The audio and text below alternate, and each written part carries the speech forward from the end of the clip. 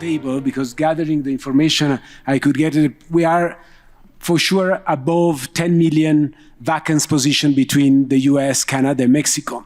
So the question we would like to try to work around is that while at the same time we have a human mobility situation in the region of foreigners coming to the three countries, meaning more regional, but to the three countries in seek of protection, of new opportunities, and the Americas became the region where this mobility of people have grown more substantially in the last 10 years. Now we have only talking about refugees and persons displaced, we have 20% of the worldwide displacement in this region. So the question we would like to work around is, how can we try to make those two realities? One is economies that needs labor force, that really need new manpower and women power, and people that are in need of stability, protection, and looking for solution. How we can try to narrow those two needs in becoming more opportunity and not crisis. So I have here with me the four distinguished panelists, and Theresa Cardinal Brown from the Bipartisan Policy Centers as a senior advisor in immigration and border policy. Thank you, Theresa, for being with us. Ernesto Acevedo from the World Bank, specifically represent the office in Mexico, Costa Rica, Salvador, Guatemala, Honduras, Nicaragua, and Spain. So very relevant countries indeed. And then we have with us also Melanie Garrett is the head of communication and government relations with UNHCR in Canada. And last but not least, Fernando Solís from the Grupo Financiero Banorte as head of communication and public affairs. So the idea of this panel is I will ask the same question to the panelists, and I ask them to answer in the most concise way possible. And then I hope we have a bit of time for a question and answer, maybe some follow-up.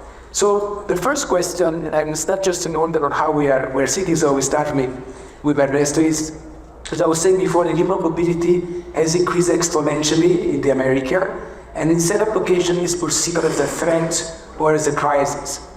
Which ingredients do you think would be needed for a recipe which would result in positive opportunity for people on the move, for governments, private sector, and the society as a whole? And this based, of course, on your experience and where you're coming from. So, Ernesto, starting with you. Thank you, Giovanni. And it's an honor to be here with all of you to talk about this issue that it's quite important for the economic development of North America.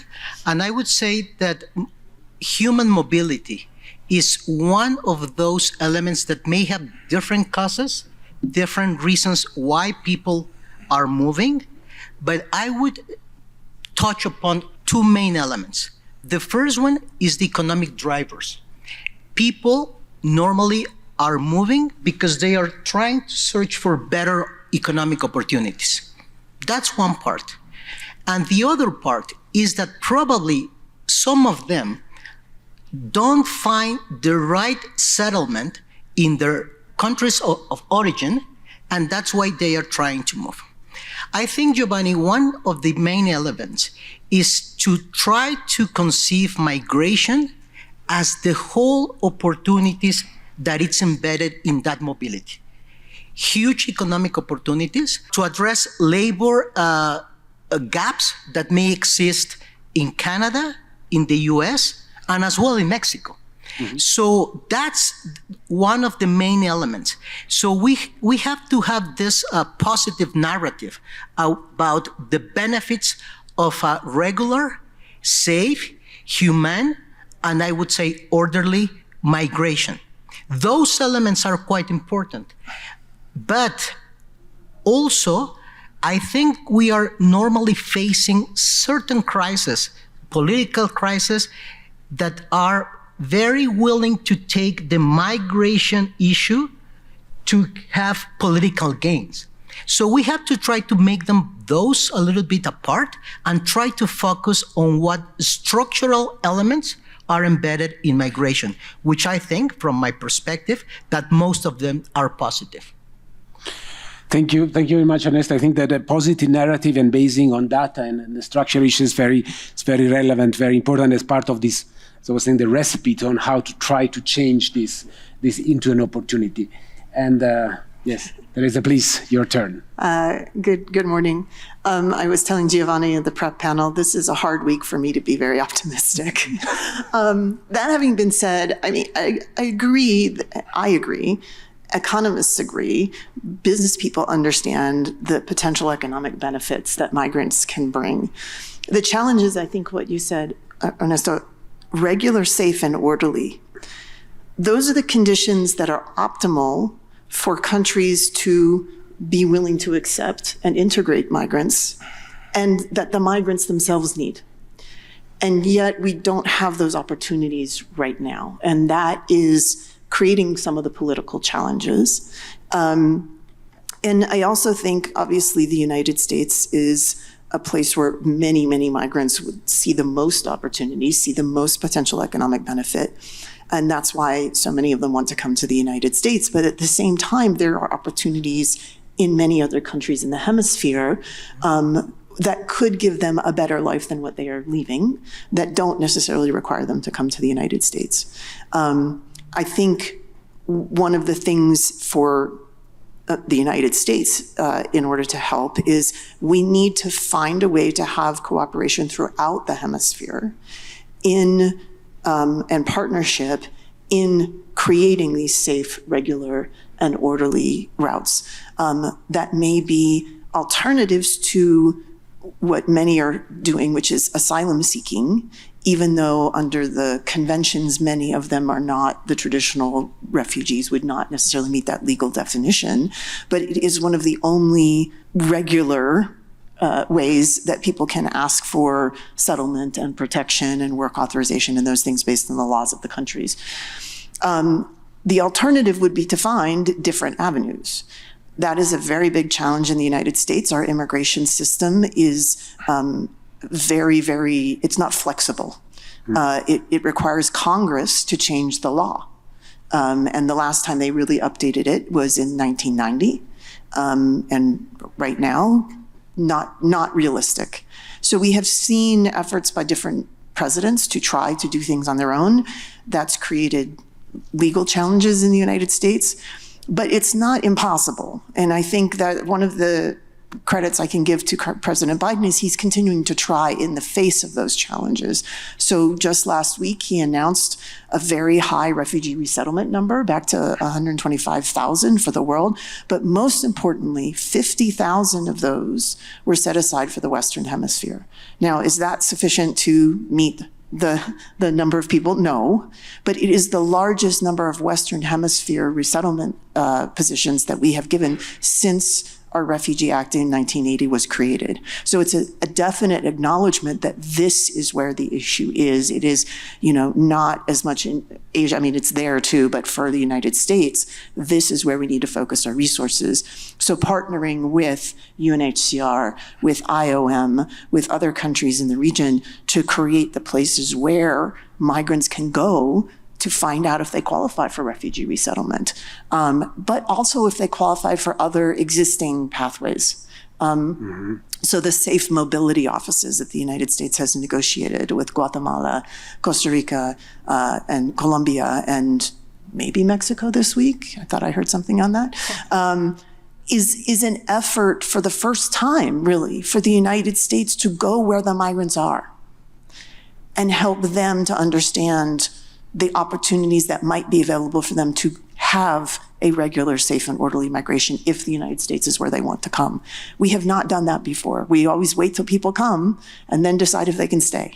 And that no longer works because we don't have the capacity to meet the demand. So I think these are new mechanisms that have potential.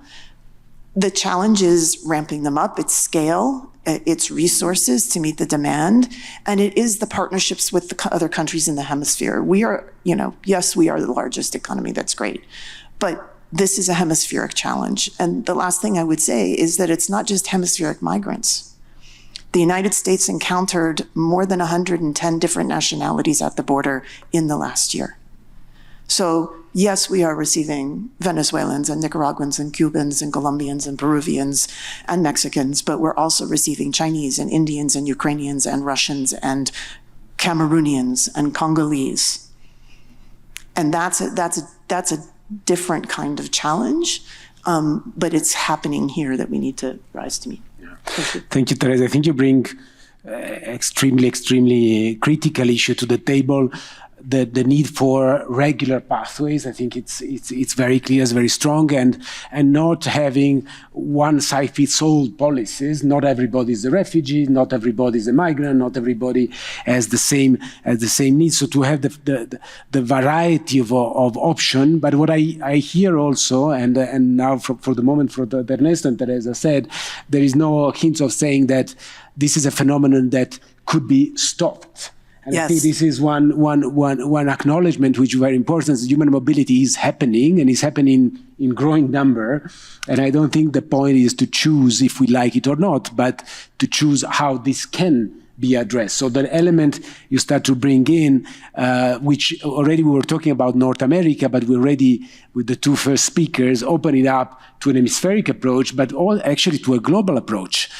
You were mentioning the number of apprehension, the nationalities of apprehension in the US-Mexico border.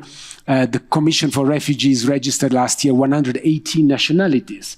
And we all know that there are no 180 nationalities in America. So exactly talking to what you were saying. Now, maybe looking again and going a bit more in detail in terms of what could be done. What is part of this recipe of integration, which looks at people first, and I think also that's important. We have this image of migration and population movement as a big flow of sort of an homogeneous movement. And just remember that we are talking about persons like us, and men, women, children, adults with different needs and different skills. So going to Melanie, on the Canadian experience up to now, what can you bring to the table in terms of something that might be ideas on how this integration could work? Yes, great. Thanks, Giovanni. So just to begin, the Canadian experience is a bit different from the Mexican experience and the US experience, not just because it involves hockey and snow, but because of our geography. We don't face some of the same border challenges or flows of people that perhaps you face in Mexico and the US. That said, if you remember one thing from what I will say, it's that we know that refugees have been very good for Canada. And this includes refugees that were resettled to Canada and also refugees who came as asylum seekers, whether to our border or through inland claims. And I'm not just saying that because I work for UNHCR. We have a report with data that backs this up based on our national census. So we took national census data and asked ourselves the question, are refugees good for Canada? Because one of the ingredients for success in terms of integrating refugees is that you do need to put out that positive narrative, right? You need communities on board. Politicians care about what? They care about voters. So you need the public on board. You need partners on board. So we did want to put this really positive narrative out there, but we didn't want to assume or say something just because we work for refugees. So we took national census data and asked the questions, are refugees good for Canada? And what we found overwhelmingly is that they are. And in fact, this report can counter a lot of the common misconceptions and stereotypes that you will see. Mm-hmm. For example, we know that refugees give back more in taxes and other contributions than they receive in public services. That's often what you will hear, right? Refugees, they cost us money, they take our healthcare, they take our benefits. So not true, based on census data by the federal government. Another thing that we've found is refugees settle in smaller communities across Canada. So this may be an issue in the US and Mexico as well, but we see kind of a drain from these smaller communities towards the bigger population centers. Refugees tend to settle in smaller communities as well. I come from the east coast of Canada, an issue that we deal with a lot. Refugees have really reinvigorated some of our communities that were dying. We also know that refugees are entrepreneurs to a larger percentage than Canadians are. We also know that they own homes. Their children go to school, perform quite well, and also one of the things that we found is that they have a very high sense of belonging to Canada and citizenship.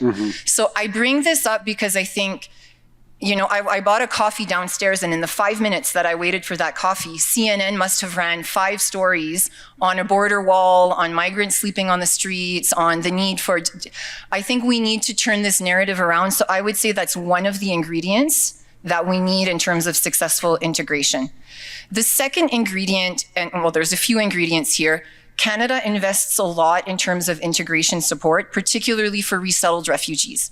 Canada was in fact the #1 resettlement country of refugees for the past 4 years, in part because the US kind of dropped off the map, but you know, we'll take the #1 spot anyway, while we can get it. That US-Canada competition. But we do invest a lot in integration. So is it maybe a bit more expensive? Yes, but we definitely see the benefits of that investment. So this means that refugees get employment support, kids get access to school. One of the challenges, and I know this is not the challenge portion, that we're seeing is housing, as housing affordability is becoming a big issue in Canada for everyone.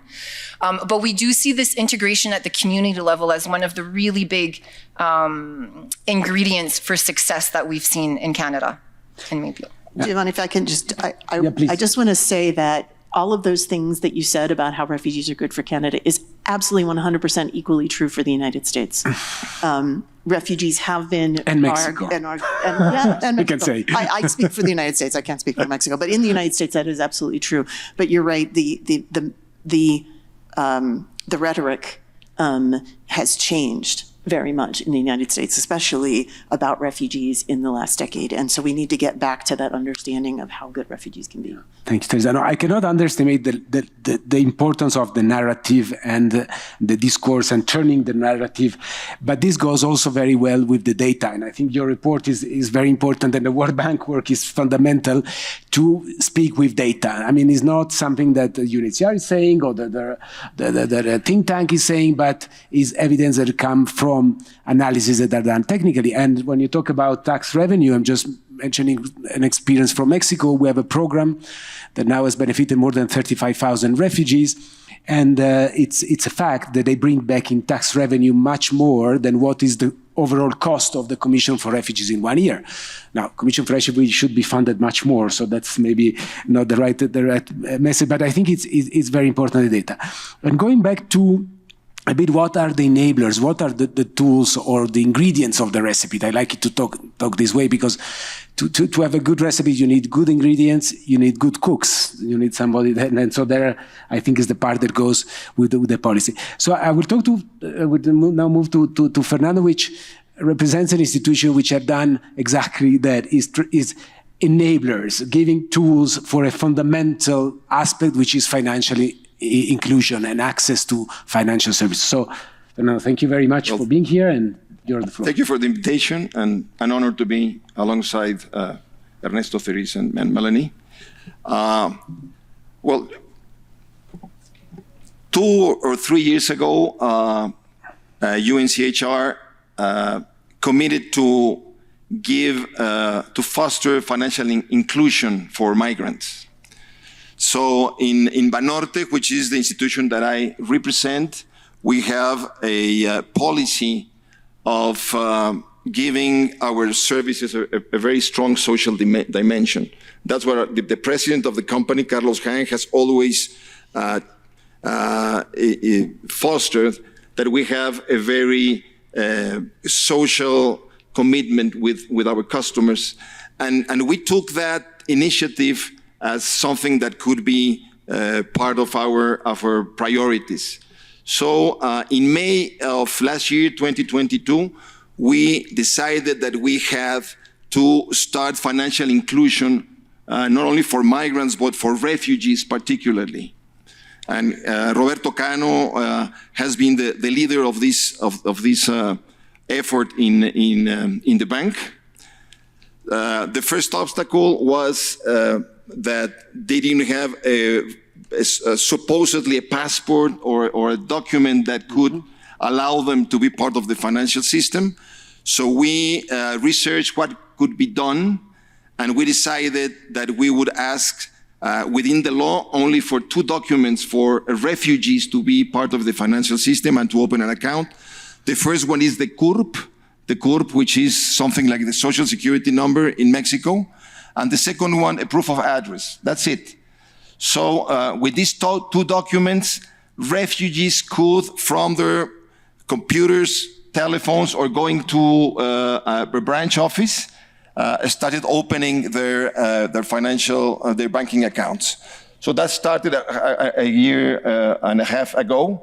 We have already 3,000 refugees who have opened their accounts, mainly from Haiti, Venezuela, Ukraine, and some countries of Central America. But they are already part of the financial system. Some of them have been hired by large companies, particularly with FEMSA, which has been a partner with us along with other companies that need workforce. And in this communication and alliance that they have with Banorte, they have been hiring people. These numbers are growing every day. The refugees have not only opened their accounts, but now they are creating a credit history, and they are starting to receive additional services and getting access to receive credits themselves for housing or credits for opening and having an insurance service for them, etc. So definitely the first obstacle that we had has been already overcome. And let me tell you that last month in the Mexican Banking Association, we talked about this issue and about how Banorte has been pushing this issue. And some banks are already in the way to replicate what we have been doing. So we expect that by the end of the year, we will have other banks opening banking accounts for not only for migrants in general, but for refugees in particular. Excellent, Fernando. Thank you very much. And to highlight how a specific issue like having or not a passport, which might be something normal for many of us, can become the difference between being able to receive a salary or not. Fortunately, most of the companies we work with, we have now 500 companies working with the program, they only pay salaries through bank accounts. There is no cash payment. And now if you cannot open a bank account, you cannot even receive your salary. So those type of very critical issue in which the banking, the financial system is involved, the private sector, the government in terms of also regulating all this. So I think that those are a very pertinent example. Now I go back to Ernesto with the second, maybe the other side of the same coin. Then I hope we have time for some question and answer. What do you see are the main obstacles? And I won't stay only on North America because you have already spaced a bit more on the region. What do you think are the main obstacles that do not allow nowadays to have this integration or transforming, I go back to the same, transforming what is being seen more as a challenge into an opportunity, very much needed opportunity in a region which is growing and needs this time of capacity. What will be we cannot be exhaustive, of course, but the fact that if overcomes, then we could really move forward. I would say that the main obstacle is something that it's the perception. Actually are not facts, as Melanie were saying about the survey in Canada, or the benefits that Mexico has driven from migrants since many decades ago. I think it would be more this subjective perception, and actually where media try to, they are trying to expose some of those elements that certainly need to be addressed, but they hinder, and actually they may change the perception of all of the benefits that migration has embedded. And I would say that I would invite you to read the World Bank report, the WDR 2023, that it's precisely on migrants, refugees, and societies. That's the World Development Report of this year. And there you can see all of those elements that are quite complex in terms of what are the positive sides, what are the challenges that we have to address, and what are the recommendations in terms of public policy. I would finish with my last word would be migration is a path for prosperity. Thank you. Thank you very much. And Theresa told us it's a difficult week to be optimistic, but with this sentence, I think we can't not. We have to be optimistic. And before passing the floor to you, I like, Ernesto, how much you put emphasis on facts to contrast narratives, which are misleading. And I would just like to add, unfortunately, how many actors in this environment of migration, mobility, refugees make their living around false information and narratives. Yeah. And it's a huge task to contrast those efforts in selling also wrong information and giving wrong information for different reasons with facts. Thank you, Ernesto, also for the recommendation to read the development report, which is the World Bank Development Report, Human Development Report, specifically on this topic.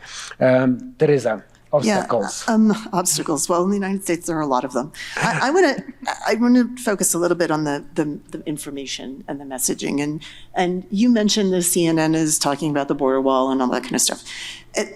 What happens around the issue is that media loves a story about crisis because that drives clicks, that gets people interested, and they stay and they watch and all of that kind of stuff.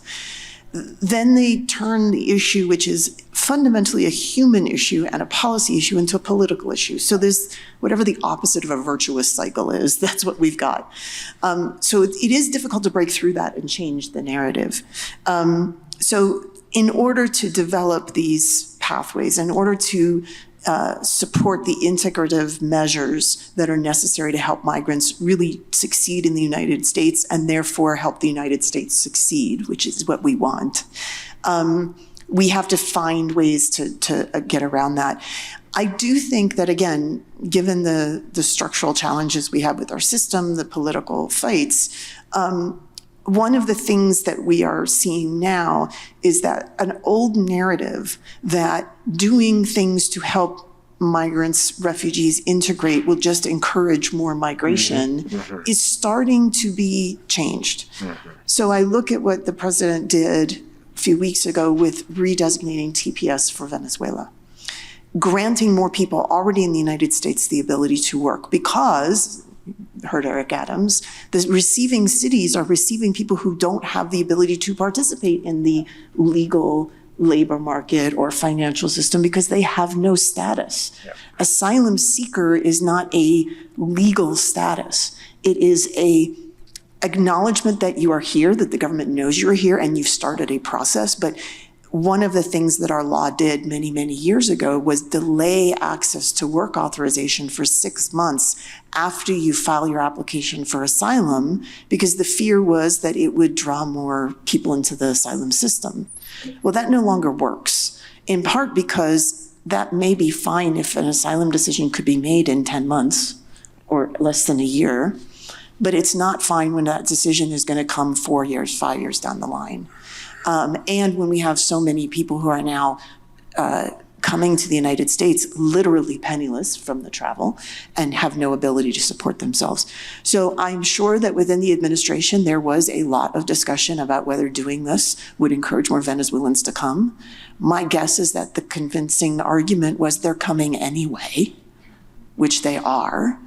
And so it helps us and it helps the receiving cities if they can work, which is what they all say they want to do. And by the way, the employers want them to be able to work too.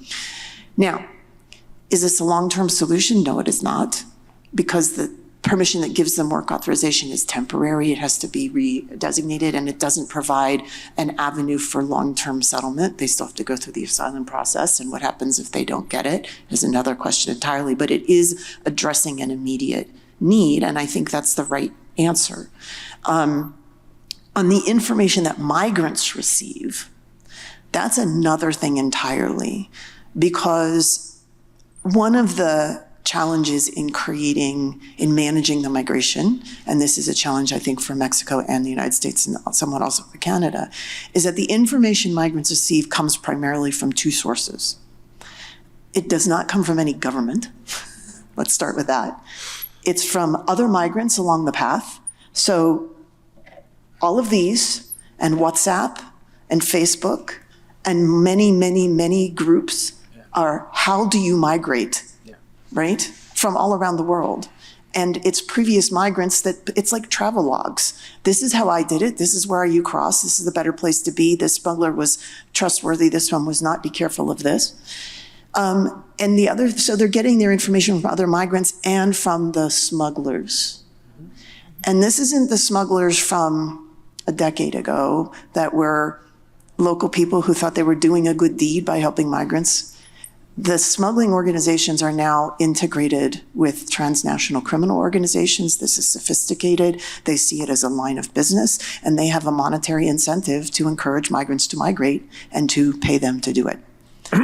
So they have no desire to provide very accurate immigration information. They provide very inaccurate immigration. So countering that is a challenge, and that's why it is important that we are trying to go where the migrants are, right? To break through that information wall, to give them knowledge. Knowledge is power. Information is power. Give them more agency in what they are trying to do, so that they can find those safe, regular, and orderly ways. Thank you, Theresa. I think you brought 2 points which are really, really very critical. And I personally fully agree with you. And sometimes it is a message that is a bit difficult to pass, that in a situation where the push factors are so strong, there is no need for pull factor to have people moving. Yeah. And I think it's as simple as that.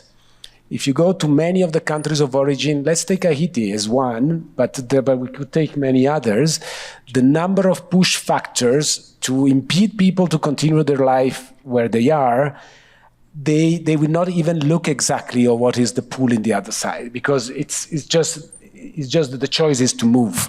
So I think that I think this is a very important message, that the policy of the non-policy of saying, if I don't do anything, maybe this is going to stop, because if I do something, I am attracting, the only real result is a chaotic situation. So thank you for bringing this in such a clear way.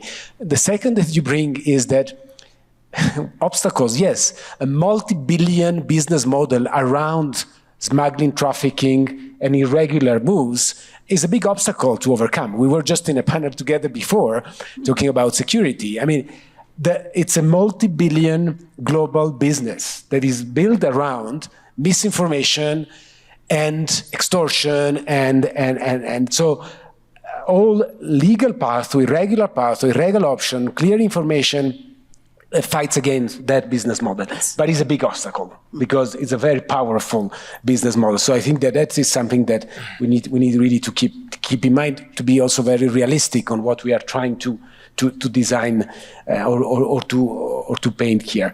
Melanie, obstacles in Canada. Yes, we do have them. Yeah, they do exist. Beyond the cold weather. Yeah, well, that's one for sure. Yeah, that's true. Many refugee stories start in the winter, and that's a pretty tough awakening. But that's not what I will go over. Just in hot pursuit, though, of what Theresa was saying. I mean, and I could go on a lot. We are facing similar issues with asylum seekers, and our system wasn't made for the numbers that we're currently receiving. So Canada is on par this year to receive 130, maybe even more, asylum requests, which is quite high for us, and in fact, not that far from Mexico. So that's pretty unique, and we're seeing these numbers continue to increase. And our system is just not made for those types of numbers. It's taking too long for people to get their work permits. Housing is an issue. So that's when we start seeing these images of people sleeping on the streets and shelters being overrun because the system just isn't quite made for those numbers, and that's an issue that definitely needs to be addressed, and that's an obstacle. But what I really wanted to talk about a bit, because we have so many business people at this conference, is you talked about pathways and the lack of pathways. So one of the things that we've been working on with the government of Canada, it's called labor mobility, maybe a little bit different than what has been referenced in terms of labor mobility at this conference. So it started as a pilot, and the idea was to give access to refugees who couldn't rebuild their lives in the countries where they were, to economic opportunities in Canada. And there's several obstacles as to why refugees can't access economic immigration to Canada. Either they don't have a passport, or they haven't worked in 5 years because they were living in a refugee camp. So Canada's economic immigration program works on a point system. So you get points for different things, like your language skills, if you speak French, English, your education, how young you are. Canada has a very aging population, so we need a younger workforce to be able to move into the future and pay our pensions, right? So all of these issues, but refugees have a lot of obstacles in terms of accessing those opportunities. So the program works with different NGOs and organizations that go to different countries with refugee populations and identify refugees that have the skill sets that are in demand by Canadian employers but cannot be filled in Canada. Some of the industries where we've seen this work the best is healthcare. We have a shortage of personal care workers, particularly people working with the elderly. High tech, another sector where employers are just not able to recruit enough labor or the types of labor that they need. And there are refugees that have these skills, are software programmers, are nurses, and they want to work and they need to, for whatever reason, cannot rebuild those lives or use their skills in the country where they are. And that's been quite successful. Employers are on board. They want to hire refugees, and refugees come with permanent residency, a path to citizenship. They come with a job offer. So this is where we're really getting into integration. Numbers are small, but we're trying to scale up the program. So we started with, I don't know, maybe 50 people, and we're going towards 1,000 with plans to look at the Americas increasingly as a location of this talent to come to Canada. So there's a lot of details. I'm going over it very simply, but it's been a winning model, and I think definitely addresses labor shortages by giving access to refugees and people who might not otherwise have access because of different obstacles. Once again, Canada doing better than US. Thank you, Melanie, for bringing very practical example of obstacles which could be turned into enablers and could be turned into positive. Please. If I could add just one point that's really important. Not only are we looking to expand in terms of numbers, but we're also looking to expand in terms of sectors and skill level. Because one of the things that we've been hearing from employers is like, yes, they need, high-tech people who are very skilled and university educated, but we have a big labor shortage in perhaps less skilled or different types of sectors. And this is affecting everything from your wait times in the emergency room to how much we're paying in the grocery store, right? It's affecting us all. So definitely looking as well to expand and not just focus on those very high-skilled trades, but also look at other parts where we have important labor shortages. Thanks.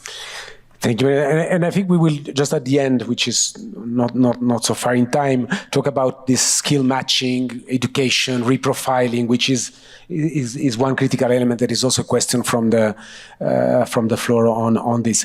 Fernando, your experience in Banorte now, but also you have a very long experience in the topic. Which would you see as the main obstacles for integration? Well, I agree with Ernesto that perception is one of the main obstacles, but I sustain myself that perception has a lot to do with legal status. The same Juan Rodriguez that travels from Puebla to New York to work in a restaurant because the job is needed there, if this person has a legal status, or he or she is an employee, but if he doesn't have a legal status, he's a criminal, or he's perceived as a criminal. So I sustain that legal status is one of the key issues, maybe the main obstacle for a migrant or a refugee to integrate and to develop and to improve his or her way of living in the country. And I have several examples. For instance, in 25 years ago, when I was part of the government, we gave legal status to Guatemalan refugees, either as Mexican nationals or as refugees, a characteristic that we had to change the law in order to give it to them.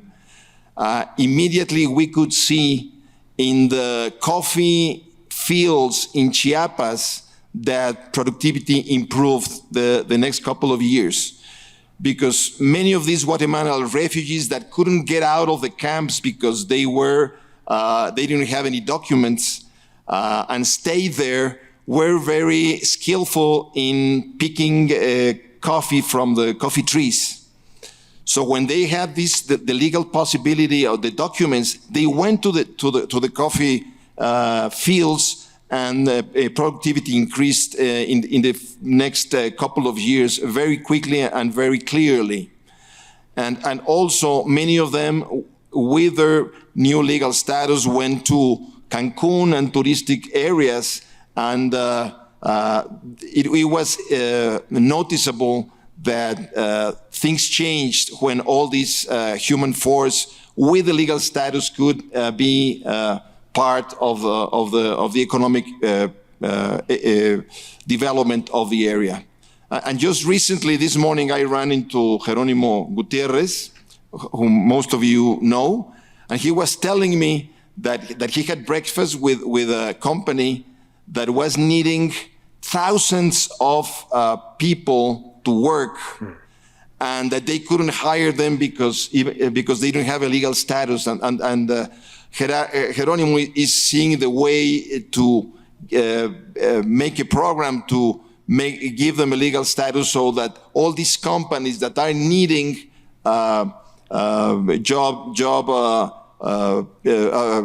human force be able to do it. So I sustain that legal status is probably the main obstacle. It's difficult. The numbers are growing exponentially, as we have said. In Mexico, applications for refugee or for asylum are 150,000 for this year, almost as the same number as Canada. But this means almost 3,000 per week. 10 years ago, in 2013, the total asylum applications were below 2,000, and 214 were the same. So in 1 week, we are getting more applications than we had in one full year 10 years ago. So that's something very impressive, the way in this is increasing, and probably that explains in part why this is seen every year, every day, much more as a threat than as an opportunity, even though we know it is an opportunity because we have several examples about that. Yeah. Excellent. Theresa, you want to come in? Yeah, I was just going to say, I mean, one thing that all three countries are sharing right now is that the adjudicative process of determining status, of granting work authorization, is just beyond capacity. And it is not easy to expand that capacity. It requires hiring people who have to be trained to be able to do it. It requires locations where people can do this. It does require a lot of resources and time to get to that level. I witnessed where the United States was with its refugee resettlement program at the end of the last administration, only 15,000 slots worldwide. So all of the resources and capacity that we had built up in previous years went away. And it's taking a long time to build it back up. If the government says we want to resettle 125,000 refugees this year, that's a wonderful aspirational goal. The reality is we were able to only settle about half of that this last year. That's still much, much better than it was, but that tells you how long it takes to increase capacity. So finding alternatives, alternative ways that people can find a legal status and a legal way to join the country and the economy outside of these overtaxed systems is going to be important. Just for those who aren't familiar with the U.S. legal immigration system, you described the Canadian point system. The United States legal immigration system relies almost entirely on someone having someone already in the United States to sponsor them.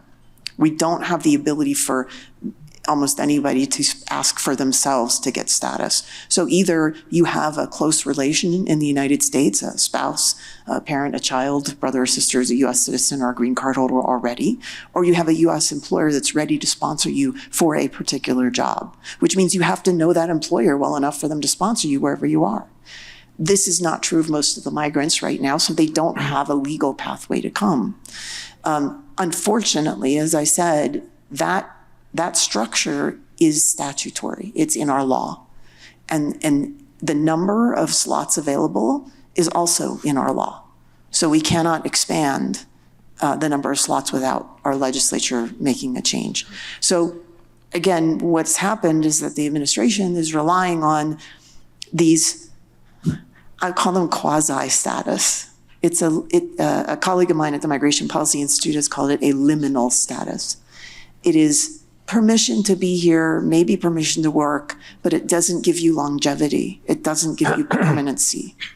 And we don't yet have an avenue to do that. But in the face of what we are seeing, it is something. And it is something that we should lean into until we can find other ways to do it. The last thing I would just say, and then this is to my colleagues on the end of the panels here, the business community is an important voice. Mm-hmm. And in the United States, I would say the business community on immigration issues has been, as someone who used to work for the U.S. Chamber of Commerce, I will say has been a bit absent.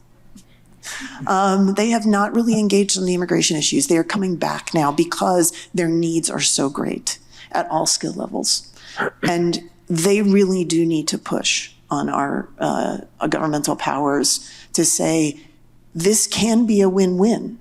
Right? We have jobs that need people. We have an aging population. We have a declining birth rate. We have seen the slowest growth in our labor force in 50 years in the last 2 years. Yeah. And by 2042, the census estimates are that we will have more deaths than births in the United States. All future population growth comes from immigration.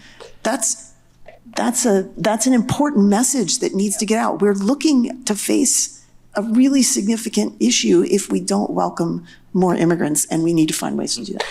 Thank you, Theresa. And I will give you, to all of you, the final words, just to give a final message to the floor. But I just don't want to finish before answering to the two questions that came from the audience. One is on education. I will ask who feels more comfortable in what could be done for a better profiling and better matching in terms of education or reprofiling, reskilling of persons.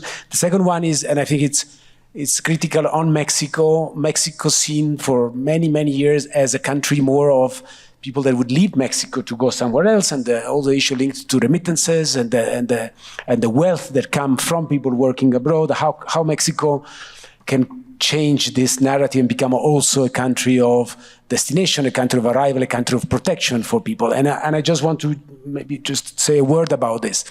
Mexico is today a country of destination. It is today as we speak, and the numbers were already put on the table. Just in terms of asylum seekers, we had constantly more than 100,000 asylum seeker requests in the last few years, but also we have the evidence of programs which have worked and people that have made their living. The legal setting in Mexico, the framework is conducive. There is no need, and Theresa was mentioning about legislation which is not conducive. I mean, legislation is also something that's been done by people, most of it, beyond the divide, the party is more. Yeah. So people can also change it, but it requires a lot of efforts. Mexico has a favorable legislation. What maybe is missing now is what Fernando was mentioning, a legal status for non-refugees, which could also allow people that are not passing through the process of being recognized as refugees to actually enter the labor market formally, get access to the bank accounts and all the rest. Mexico is also a country that has demonstrated, and hopefully this will continue, that is a welcoming country. Mexicans are communities that maybe because they've been outside themselves and they leave but I come from a country, Italy, I don't make a secret, which each time there is an elections, you will have 2 or 3 of the top runners saying they will defend Italy from the invasion of foreigners. And this, we don't hear it in Mexico. And so I think that what can we do to actually support this effort in continuing Mexico in the right, I think in this sense, in the right path to see that there are opportunities, and maybe the fact that if not the same numbers as the US, but Mexico has a shortage of probably between 1.5 and 1.7, 1.8 million jobs. So that is something that is a factor of attraction. I will ask now to the panelists to have their final remarks, and if somebody want to address the education part, and just what would like to conclude this. Unfortunately, we are only 1 hour. I think we could have gone much more, and then you give the moderation to an Italian, and then, we have 5 minutes. So please, we start again from Ernesto and go to the 4 panelists. Thank you, Giovanni. And I will just finish saying a few words on the following.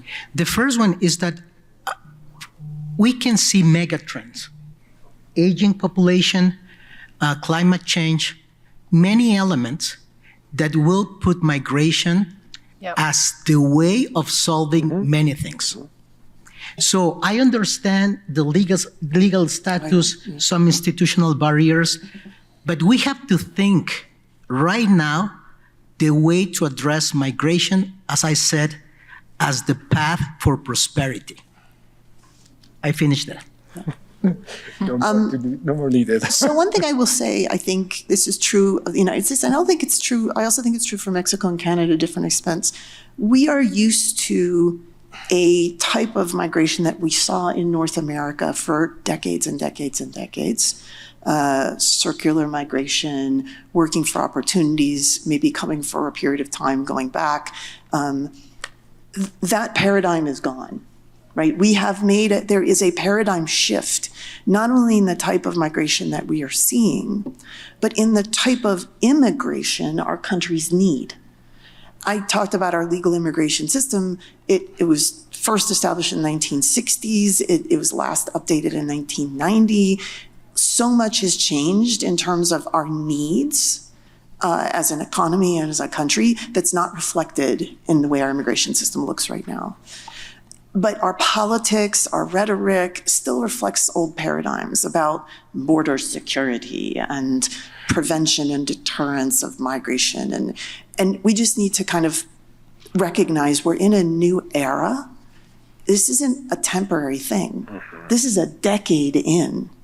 And there's not a quick fix. There's not a single solution. This is going to require everybody working together, and a lot of different things have to happen. But I think it's imperative on all of us that do see that migration, immigrants, have strong potential to be beneficial if given the opportunity to do so in all of our countries.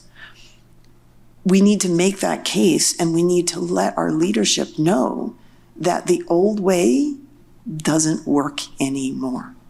It's almost a cliche in the United States to say our immigration system is broken. This is beyond broken. This is irrelevant. It's an irrelevant system, and we need to get it up to date. Thank you. Thank you, Theresa. Thank you, Giovanni. I'll give maybe just one closing remark, and then I will say something about the matching education and skills with employers.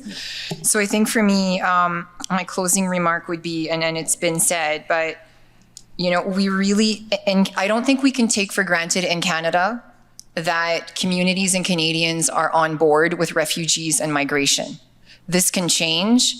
I don't think the narrative of they're stealing our jobs resonates anymore, because people know that there's a labor shortage. You see it everywhere. But it's becoming about housing, right? That refugees and asylum seekers are causing the crisis in housing, which is not true. It's for many different reasons. So we need the business community to be a strong ally and a strong voice. Do it because it's the right thing to do, or do it because it makes smart business sense. That's okay. But we do need you as allies, and it's really important in Canada, I think, and in many other countries. So I would ask that. And I would also challenge the business community to come up with ways of connecting skilled refugees with employers who need talent, right? I don't think this will come from UNHCR. I think we play an important role.